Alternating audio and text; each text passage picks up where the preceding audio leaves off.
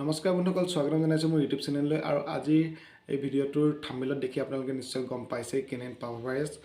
আৰু এই ভিডিঅ'টো তেওঁলোকৰ বাবে বেছি লাভদায়ক বুলি মই ভাবোঁ, যিসকলে নিউ পেট পেৰেণ্টছ বা যিসকলে নতুনকৈ ঘৰলৈ এটা পেটছ আনিম বুলি ভাবি আছে, এটা পাপি আনিম বুলি ভাবি আছে। গতিকে প্ৰথম কথাটো হ'ল, আমাৰ ডগটোৰ বডিত এই ভাইৰাছ কেনেদৰে আহিব পাৰে।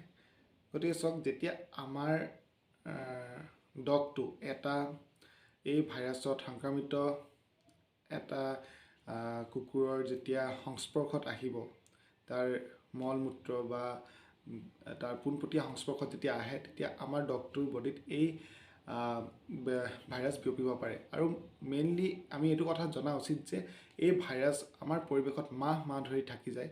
গতিকে তাৰ সংস্পৰ্শত যেতিয়া আমাৰ ডগটো আহে, তেতিয়া আমাৰ ডগটো এই ভাইৰাছত আক্ৰান্ত হ'ব পাৰে।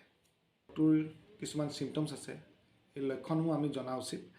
যে আমাৰ ডগটোৰ যদি বহুত দিন ধৰি জ্বৰ হৈ আছে, আমি দৰৱ দিছোঁ কিন্তু দৰৱে ইমান কাম কৰা নাই, জ্বৰৰ দৰৱে অকণমান দেৰিৰ কাৰণে টেম্পাৰেচাৰটো ল' হয় কিন্তু আকৌ হাই হৈ যায়। তাৰপিছত ভমিটিং আৰু খোৱা বোৱা এৰি দিয়াৰ ফলত উইকনেছ আৰু পেট বিষ হ'ব পাৰে আপোনাৰ ডগটোৰ। আৰু লগতে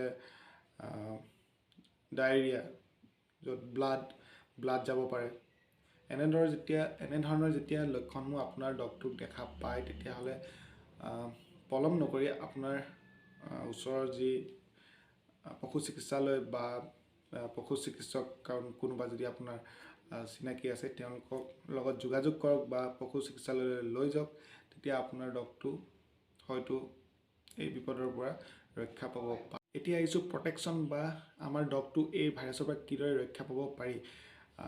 গতিকে আমি প্ৰথমতে এইটো জনা উচিত যে এটা 4 মান্থছতকৈ এটা কম এজৰ যি পাপিসমূহত এই ভাইৰাছে বেছি সংক্ৰমিত কৰিব পাৰে বা আক্ৰান্ত কৰিব পাৰে। গতিকে আমি প্ৰপাৰ ভেকচিন দিয়াটো উচিত, যাতে এনেকুৱা ধৰণৰ ভাইৰাছসমূহৰ পৰা, বেমাৰসমূহৰ পৰা আমাৰ ডগটো প্ৰটেক্ট হৈ থাকে, ৰক্ষা পাব পাৰি।